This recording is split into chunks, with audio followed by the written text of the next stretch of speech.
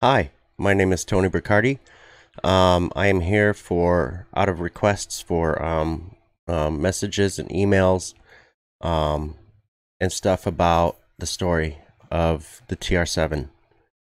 Um, it's kind of a sad story, but a nice story at the same time. As you guys can tell, I'm a little sick. I was sick on the whole trip. Just so some of you guys know, I was sick on the whole trip from Metropolis, Illinois to Hibbing, Minnesota, and back again to Metropolis. It's about 900 miles up, 900 miles back. And the reason that this car means so much to me is because in 2006, actually, we'll start off in 2005. 2005, my father had gotten the Triumph. I've never seen one before, never heard of one. But at the time he was working for a cab company, and so one of the guys at the cab company, I guess they were talking about classic cars or something. But at the time, my dad, I don't know if he's heard of it. He probably has, because he was an automobile kind of a guy, muscle car kind of a guy. And so when it comes to muscle cars, my dad loves them. So they, when one of the guys there did not, I don't think he knew much about the Triumph or anything like that, but he had it, and it was garage kept in a storage shed, or not storage shed, storage rental place. So after that, my father had bought that car for $500. $500. And it was that was pretty cheap. I'll take a let's have a look at my father's photos of his car and him. So this is my father at the top left hand side of the screen here. That is him right there. And in the middle you will see a picture of him with the Triumph. And at the bottom you'll see a different angle of the Triumph. Now this particular model is a 1976 version TR7. And his goal for me was, he says, I'll do the engine work, and then my goal that he gave me was to do the body work, which is buff and shine the paint. I'm very good with detailing cars. My dad knew this, and he put me in charge of that. Now, as you can see, the car is red, and at the top of the car is black. That is not paint, that is vinyl. And that's the car that he had owned. And then so we got along perfectly on that. But I got to tell you guys about that motor. So that motor in that car, when he had got the car and parked it in the alleyway, before he put it up in the driveway, he'd actually had it towed to the house. And when he had it towed to the house, the reason for that was because the engine was froze. So he used diesel fuel to unfreeze the motor, and it worked. So the car actually ran. It looked really beautiful. The inside was beautiful. I looked at the paint. It was beautiful. It was worth waxing 100 times. To me, there's never enough wax. I don't know why that is, but the shinier the better. But my dad was a great mechanic, and he made sure that that car was running perfect. I remember he did do a speed test on it, and it was pretty fast. It had the original motor, just like mine does. Excuse me, I'm chewing tobacco. But and so he garage kept that car himself too, but also took it out, to give it some air, open up the motor, is what he called it. So he would take it out to open up the motor, let it breathe, set her free for a little bit, and then park it right back in the garage. My dad had called me in 2006, February 22nd of 2006. No, actually, it would be February 21st, 2006. My dad had called me, and the girl I was dating at the time, he was having some beers in the garage with the car, and I said, okay, I'll he invited me and her over basically to have a few beers. So I thought it would be another thing of working on the car, you know, stuff like that in the garage. Well, um, I did. You know, I was at first like, why would you want to work on the car in the night? It's freezing out. Because in Sioux Falls, South Dakota, I don't know if you guys have been there, but it is freezing cold. It's I mean, my dad had a blowing some kind of a I don't know what kind of fuel that thing took, but it was like a heater that was a big cylinder, and it just blew out heat. You had to make sure you kept either, I can't remember, it's fuel or what else it was supposed to be. I don't remember what it was, but it was a heater that would heat up the entire garage because the garage was not heated. Um, and so we went there. Now, before I finish the rest of this, actually, no, I'll just go in it as order as planned. We had went into the garage, and it was getting pretty toasty in there. My dad has a passion for stereos and sound speakers as much as he did cars and radio disc jockey, because he used to do that for many years.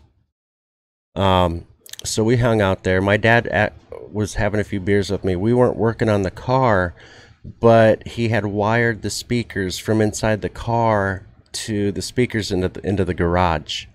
And he was just kind of showing off the power that little radio had, his cassette player that he had inside that came with the car. Mine did not come with the car. Mine's just all radio. So anyways, it was kind of cool to see him upbeat and really happy and doing that. But midnight rolled around, and the girl I was dating at the time was in college, and she had said, "Hey, I got to get going home here. We got to go because I got to get up in the morning." So, I had told Dad we got to go. That she had classes in the morning and stuff like that, and my dad was like, "Well, can you stay a little longer?" And so after that, we stayed. We stayed until 2:30 in the morning, and we drank alcohol, and then after that it was done. And my father had right before we left, he had been sitting in the driver's seat of the car because, you know, the radio was there. He had to turn it down. We were by the door ready to walk out, and my dad looked at my girlfriend at the time and had asked me or had asked her if she loved, or he said it like this. I can't do a third party in a way, I don't know why, but he said it like this. He was like, "Do you love my son as much as I do?" And she said, "Yeah." And he said, "Then I'll know he'll be well taken care of." I think I have never left my dad home alone drunk in my entire life. I grew up with him where when I would drink with him, we would go up in the living room or his bedroom where he passes out. We would eat raw hamburger and milk. That's just the way I grew up. But this is the first time I ever left him alone drunk.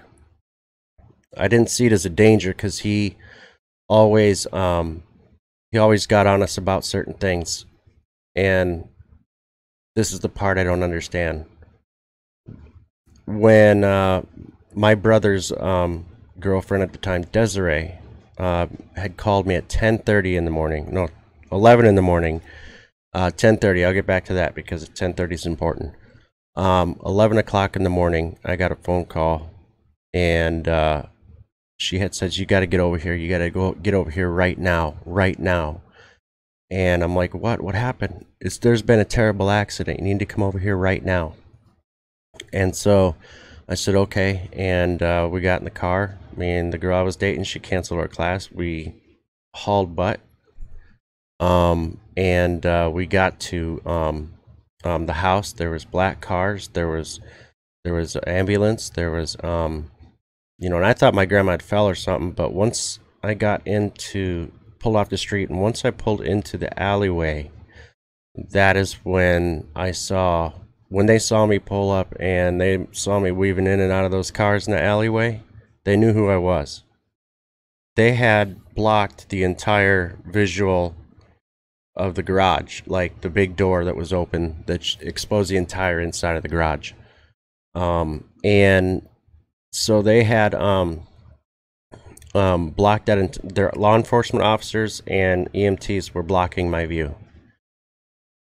So I knew something had happened with my father after that, because either he had fell, and he was injured really bad, but why would they block off the whole area? I don't know. So to continue that, an officer approached me. I saw my brother and the girl he was dating at the time crying in the driveway next to the garage. And an officer approached me and had said, had asked me, was your dad ever suicidal? And I says, I told him the truth. I'm not gonna lie about it. So I told him the truth. And I said, well, once or twice when we were kids, he would talk about it, but he's never talked about it since we were kids. And that's when he says, you mind sitting in the car with me? And I said, oh yeah, okay. And at this time I'm thinking, is he dead? Is he, did he attempt suicide and didn't? What is the issue? Because why would the cop ask me that, right? This time I'm still wondering what's going on. So I'm in his car, and that's when he had told me, your dad is deceased. And I started crying, and I took my forehead and started bashing it into the police car's dash. It was horrible, and there was not much information except from my brother and Desiree, the girl he was dating at the time, who's also dead right now too. She died at 29. It was kind of a sad story that this all connects, but February 22nd, 2006 is the official date of his death. He had died by carbon monoxide poisoning in the garage.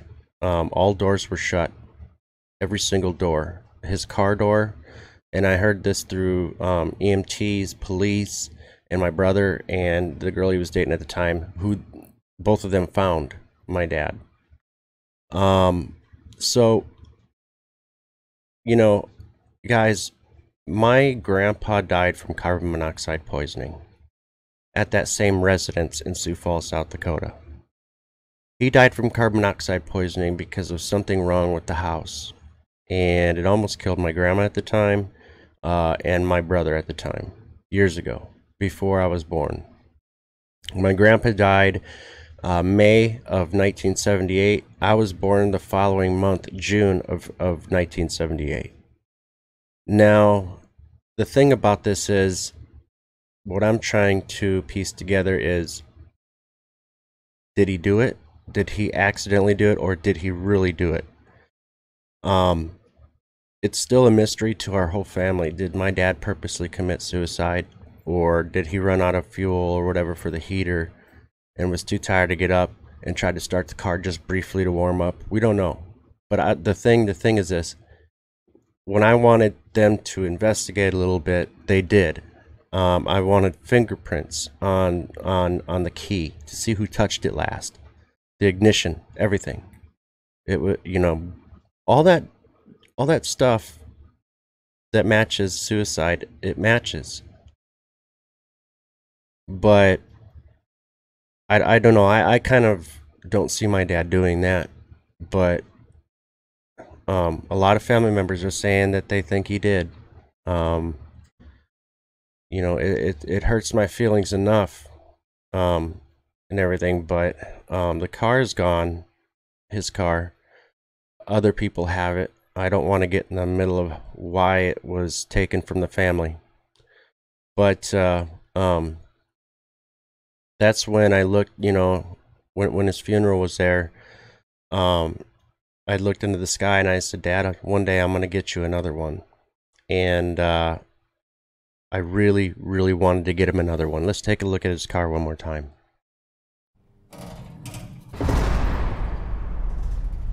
So I wanted one that looked so much like my dad's, or exactly the same. I could not find the exact same looking one, but one similar. And so I did a lot of searching and a lot of searching. Now I wanted the black vinyl and I wanted the red body. And so I did find that car. And we can bring that up here in a minute. Let me see here. We'll go back to this right here. And it wasn't this one that you see. It's not that one. But let me bring up my dad's real quick, or let me bring up mine real quick now. Actually, you know what? Let's do it this way. This might help out even more. Let me see. Let me look here. Whoops. Okay, we're gonna go over to my computer here. We're gonna go to the desktop where I have it saved.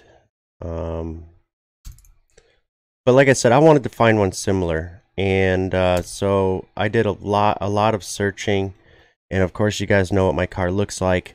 So we'll go back to my dad's, and so it's not the exact same, but it's similar. And so what I did when I found it, let me shrink that real quick. My phone takes extremely large, but so as you can see, I almost found a close enough match to match my dad's car, and that is what I purchased. Is that you're looking at the bottom left. My dad was born in 1956. He had passed away in 2006 from carbon monoxide poisoning, it's heartbreaking. Rest in peace to my father. I love you, Dad. Also the map. I want to show you guys the map if I haven't already. If I haven't already showed you guys this, look at this. This is how me going from Metropolis down at the south there, all the way up to Hibbing, Minnesota. We went up that far. To me, it was worth it. I wanted to go as soon as possible, but it was going to take a while to plan the trip, so it took about a month. Now the story behind that car is the lady I'd bought it from knows about what had happened with my dad and why I want her car that was listed for sale. I gave her an extra $1,000 to hold on to it for me, and for one more month, so I could go up and get it, which was that month trip that we had planned with me and my roommate here, and so we went up there, and when we were talking to each other on the phone and stuff, that was her husband's car, and her husband had passed away. We had talked about how many times I've been in my garage, or my dad's garage, and I was sitting in his car crying and having a few beers here and there and crying some more, and that would go on a long time, that I was crying with the car still in the garage about my father's death. She had told me the same thing. She's done the same thing when her husband died. She had went into her TR7.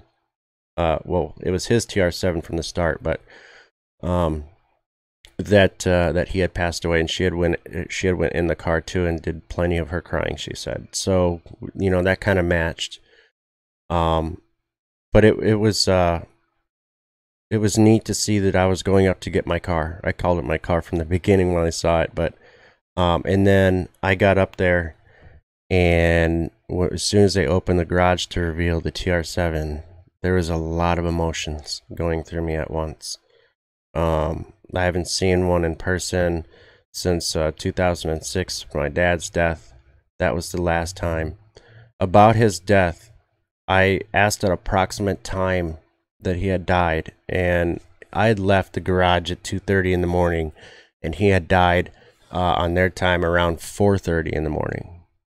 Now, I thought I was the last one to see him alive until the funeral. Now, the cab company he was working for, I guess he had taken his truck up to the gas station to get soda after he had drank that much booze. He went and saw one of his coworkers there, and that is when the coworker saw him at the garage, or saw him at the store getting sodas, Mountain Dew, which explains why the Mountain Dew bottle was on the top of the car that wasn't there when I was there when I was in the garage. He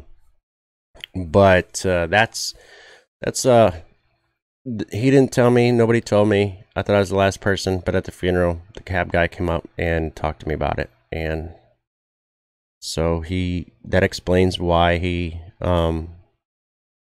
body wasn't found until 10:30 in the morning. The approximate time of death was 4:30 in the morning, 2 hours after I had left. It's a tough deal. But now when I open my garage, I feel like he's right there. I was talking to him. I feel like I was talking to him, because I really was, even though he's not here anymore. His name was Barry Burkarty. I could just tell you guys that, I was talking with God, and I was talking to my dad, saying, "Let's get through this trip, Dad. Let's get through this trip." And we're going together on this, Dad. And I mean, I was just like talking to him. So that is my story, ladies and gentlemen. The trip was cold. It was way below zero up there. The snow was flying everywhere, and it would just get worse and worse as my trip kept going. But the problem is rear lights weren't working. I have to hit one of the front lights to turn it on because it would go out. I didn't want to get pulled over and get a bunch of tickets, so I wouldn't drive at night.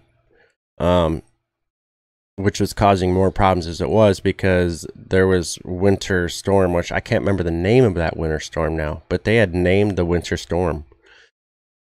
We drove from Minnesota all the way down to Metropolis, and where I live now, and I can tell you that it was a hell of a trip. I fishtailed a couple of times, but the worst one, I felt my heart fluttering real bad, because I thought, oh no, whoa, but thank God I knew how to drive. A rear wheel drive vehicle is just, it's kind of crazy. So I don't want to bore you guys with being too long, but that's the story that you guys now know. So I love every one of you. Appreciate you guys' time and your guys' supporting of my trip during the whole way. And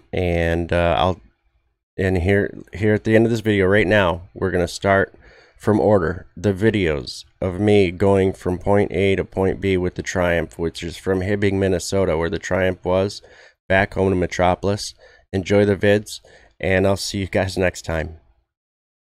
This is what the car looks like in the winter in Duluth, Minnesota. We're going to attempt, I'll go all the way down to Illinois with it. So wish me luck. I'll make sure I post this right away when I get home. But this is what we're looking at right here, snow everywhere. This car is super amazing. We are on our way right now. We're still in Minnesota, but we're on our way to Illinois. I just want to let everybody know in the car club, this car is awesome. There's nothing wrong with it. It's perfect. It will make it the 900 miles total down to Metropolis, Illinois, en route as we speak. It's not even close to shaking. This car is smooth. It has traction. This car I've taken up to 80 already. There's nothing wrong with it. Ladies and gentlemen, the TR7 was worth the money. I love it. It's a hard top. It is just so good, gorgeous. It feels great in here. I will let you guys know later when I get farther down or get home. Talk to y'all later. At the moment, things are getting worse, but we got about 300 miles, I think, before we start to make it further. But this is what we're facing. The snow, all that. So we'll make it. Trust me, we'll make it. Love all you guys. Thank you for the support. At this point in time, we had to get off the interstate and take this back road because there's been a lot of semis and vehicles in the ditches. So I got a rear end vehicle. Most of those guys have front wheel. I don't understand why they're not driving smart. I don't know if they are or if it was just, I don't know. But it's getting pretty bad. Wow. I know I'm posting a lot. Message me if I'm posting too much. But my car right now is actually wobbling back and forth, so I'm probably going to stop somewhere and have a mechanic or somebody look at it. But let me roll down the window a little bit. That's what we're facing. The car is running fine, but the oh, okay, there we go. The car's running fine, but we're losing time. We're losing time, guys. It's gonna get worse and worse, and I don't want to stop at 5-6 motels for going home. But you know, it's part of the thing, I guess. I'll keep you guys updated. I'm driving just fine. If I have to go 40 or 50 mile an hour on the interstate, that's what I'm gonna do. But right now we're not on the interstate. We're actually pulling up at a city, which I'm happy we are, because then I can get this car looked at and find out why it's wobbling. If I have to stop somewhere because there's so much traffic, let me know in the comments. I don't know if I'll be able to get to them right away, but let me know in the comments if the TR7 naturally wobbles, but I don't remember it wobbling when I got it. So that's what's going on right now. It's frustrating because I don't know what the wobbling means. I did push on the tires. They seemed a little sturdy, but I'm not sure because the car's so light that the whole thing rocks anyway. And then I took I tested the lug nuts, but every time I tried to tighten them more, it would just slip off of the bolt. So I don't know, but definitely have it looked at, because I do not want to drive down the highway and then have my tire fly off. I spent a good amount of money on this car, and now I see why, because it is living through the conditions of hell right now. Frozen hell, not hot hell, frozen hell. But we're about 300 miles before we actually start hitting some decent weather. Let me flip the camera around a little bit. Let's see if I can do that while I'm live. I can. But the car's doing okay, but I'm hoping there's an auto mechanic place around so that I can, so that they can look and see why it might be wobbling. I don't know if you guys can tell by the way I'm holding my hand that I'm wobbling, but that's about it for now. Once I get it to a mechanic shop, hopefully there'll be one in this town. I don't know how many people are here, but we'll find out. Thanks, guys. Hey, what's up, everybody? Good morning. We're about to head out because it's morning, it's early, and I want to be there by early afternoon and get the car washed right away. I can't wait to get it washed. So, my eyes water in the morning. I just got done warming the car up. Well, still warming the car up. It's a cold start, but it works. Starts right up. Still no problem with it running. But it's cold, really cold.